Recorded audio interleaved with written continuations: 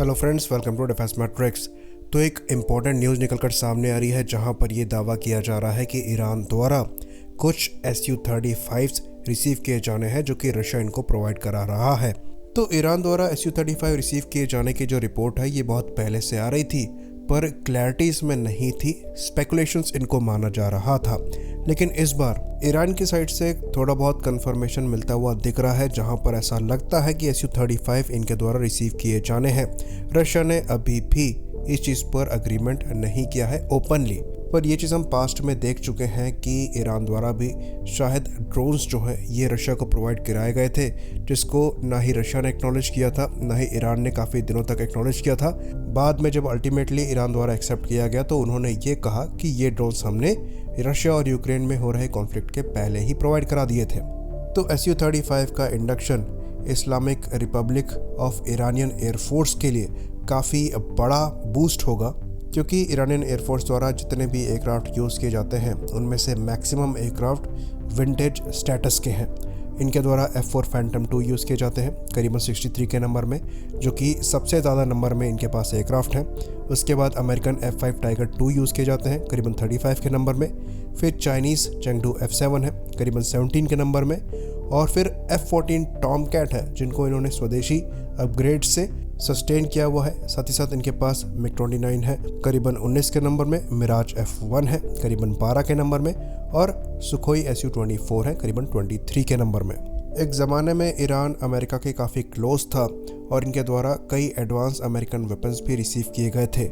लेकिन ईरान में Islamic revolution आने के बाद से अमेरिका ने अपने आप को ईरान से दूर करना चालू कर दिया और किसी भी तरीके के वेपन्स का सपोर्ट प्रोवाइड करना उन्होंने बंद कर दिया, जिसके बाद से ईरान ने अपने वेपन्स जो हैं सोवियत यूनियन से लेना प्रेफर किया और MiG-29 के साथ साथ Su-24 जो है डायरेक्टली सोवियत यूनियन से ईरान ने खरीदे।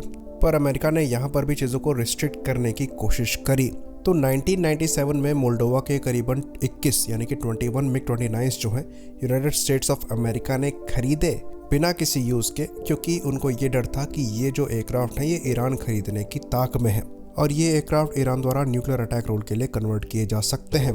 तो यूनाइटेड स्टेट्स ने इन एयरक्राफ्ट को म्यूज़ियम में रखा, साथ में कुछ को ट्रेनिंग वगैरह के लिए यूज़ किया और कुछ पैसे जो है मोल्डोवा को दे दिए। साथ में कुछ ह्यूमैनिटेरियन असिस्टेंस भी मोल्डोवा को यूनाइटेड स्टेट्स ने प्रोवाइड कराया।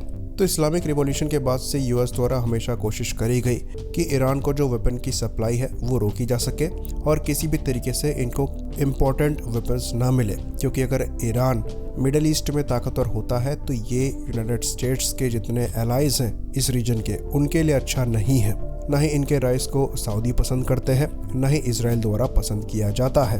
तो फ्रस्ट्रेशन में ईरान ने जो भी इनके पास था उसको मेंटेन किया, साथ में उसी के अपग्रेड से लाते गए।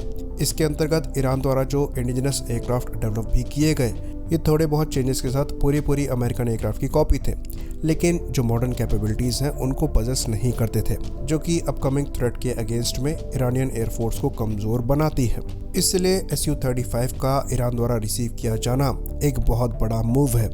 तो अब सवाल यहाँ पर ये उठता है कि अगर Su-35 रशिया द्वारा प्रोवाइड भी किए जा रहे हैं ईरान को, तो उनके द्वारा डायरेक्टली एक्नॉलेज क्यों नहीं किया जा रहा है? इसके पीछे कई रीज़न हो सकते हैं। डेफिनेटली ये अमेरिका के दबाव में नहीं है। मिडिल ईस्टर्न कंट्रीज़ के साथ रशिया के भी रिलेशन काफ़ी अच्छे हैं, जिसकी वजह से वो किसी भी पार्टी को आर्म्स सप्लाई करके बैलेंस इस रीजन का बिगाड़ना नहीं चाहते थे, या फिर यहाँ पर डायरेक्टली कहें तो किसी भी दूसरी मिडिल ईस्टर्न कंट्रीज से अपने रिलेशन ख़राब नहीं करना चाहते थे, और शायद इसीलिए इनके द्वारा ये चीज़ ओपनली एक्सेप्ट नहीं करी जा रही है। पर ये एयरक्राफ्ट अगर ईरानियन कलर्स में फ्लाई करेगा तो डेफिनेटली ये इनविजिबल नहीं है, लोगों को दिखाई देगा। तो Su-35 एक काफ़ी ज़्यादा कैपेबल एयरक्राफ्ट है। इस रीजन की दूसरी कंट्रीज़ जो हैं, जिसमें कतर, UAE, सऊदी अरेबिया जैसी जो कंट्रीज़ हैं, ये अपनी मिलिट्री पावर को काफ़ी ज़्यादा इंक्रीज़ कर रही हैं और इनके द्वारा हाल ही में सबसे लेटेस्ट फाइटर एयरक्राफ्ट एक्वायर किए गए हैं, जिसमें रफाल, यूरोफाइटर टाइफून, F-15 के जो लेटेस्ट वर्जन है वो यहाँ पर शामिल है। तो Su-35 के एक बार आ जाने से ईरानियन एयरफोर्स को प्रॉपर काउंटर करने का यहाँ पर मौका मिलेगा, क्योंकि Su-35 जो है काफ़ी कैपेबल एयरक्राफ्ट है। और अगर इस एयरक्राफ्ट के बारे में आपको डिटेल में जानना है तो हमने पहले वीडियो बनाया हुआ है, लिंक हम डिस्क्रिप्शन में या फिर पिन कमेंट में शेयर कर देंगे। तो इनका Su-35 रिसीव करना अमेरिकन कमिटमेंट को चैलेंज करता है जो कि मिडल ईस्टर्न कंट्रीज़ को अमेरिका द्वारा दिया गया है, जो उनकी हिफाजत के लिए है। और जिस तरीके से सिनारियो यहाँ पर चेंज हो रहे हैं, अभी तो रशिया चीज़ों को एक्नॉलेज नहीं कर रहा है, पर ऐसा लगता है कि फ्यूचर में हो सकता है ओपनली यूएस के जितने भी स्टांस है उसके अगेंस्ट रशिया खड़ा हो जाए। तो ये Su-35 का ईरान द्वारा रिसीव करना ये खाली उनकी स्ट्रेंथ के लिए इम्पॉर्टेंट नहीं है, बल्कि एक काफ़ी इम्पॉर्टेंट सिग्नल है या फिर मैसेज है दुनिया को, जो कि फ्यूचर में एक पॉसिबल एक्सिस के फॉर्मेशन की नींव को रख सकता है। और ये जो एक्सिस है ये ईरान, चाइना और रशिया के बीच में हो सकता है। आई होप इन्फॉर्मेशन यहाँ पर क्लियर रही हो। इसी बात पर इस वीडियो को हम ख़त्म करेंगे। लाइक करिए, सब्सक्राइब करिए। जय हिंद।